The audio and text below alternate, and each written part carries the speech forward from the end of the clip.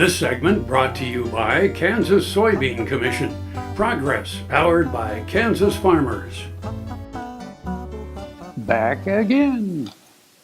Hey, you know, the Topeka Zoo, which is known as the world famous Topeka Zoo. Thanks to Gary Clark. Gary Clark put it on there and it really kind of stuck. But Gary still does a lot with the zoo when he's not off on safari. What an amazing man. He's just one of the best people on the planet. Yeah.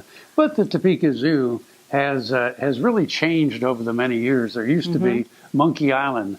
I know when I was a kid and you walked through the gates, there was Monkey Island, which was, you know, it was really looked like a castle and all that. And the monkeys were there and there was a moat and you could throw peanuts to them and all of that. But that's long gone. But the zoo now is just a wonderful place to go because it offers so much for all ages, really. We got the bears now, and I love the bears. I wanted a bear so badly when I was a kid. Yeah, well, used to, many years ago, they had polar bears. And, of course, during the summer, they keep big blocks of ice in the water and all of that. But we have something now, too. We've had elephants for a long time, but the next story is going to be about the new additions to our elephants. And one of them is a movie star. Are we lucky or what? Yeah. You know, not everybody gets a movie star retiring to their town, so we are thrilled to have a pretty big movie star here in our midst. Her name's Cora. She starred with Burt Reynolds. Burt Reynolds. How good does it get? I mean, you know. So, have we got you intrigued? Well, then stay tuned for this story. A movie star has moved to our capital city.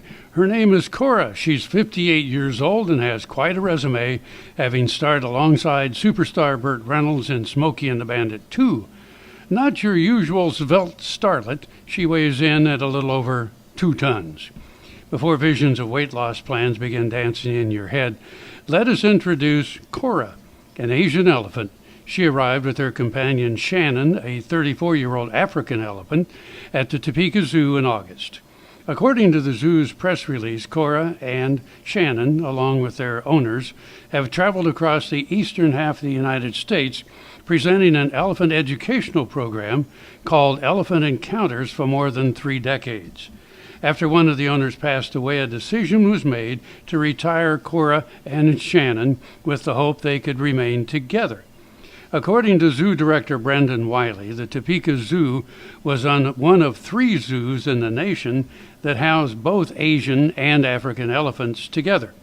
We're delighted to have these 2 elephants join our herd and live out their remaining years in comfort and peace, Wiley said.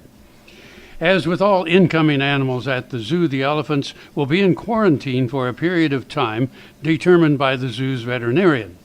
To give the elephants privacy during the transition, the elephant exhibit may be closed to the public during parts of the day. Brendan said, "The zoo is extremely excited for the arrival of the new elephants and looks forward to introducing the new additions to the community. Shannon is disciplined and loves to be the center of attention.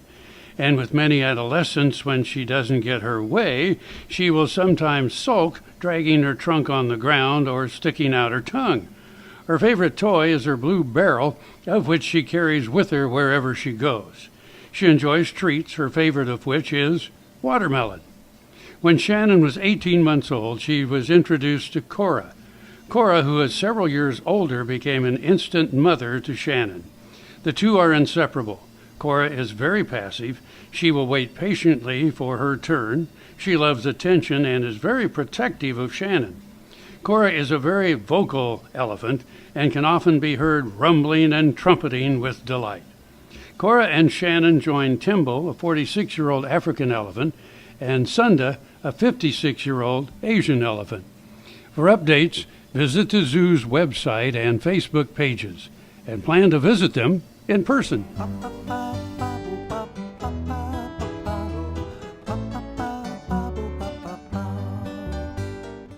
I had this horse. It was a good horse, except for when the wind was blowing above 30 miles an hour.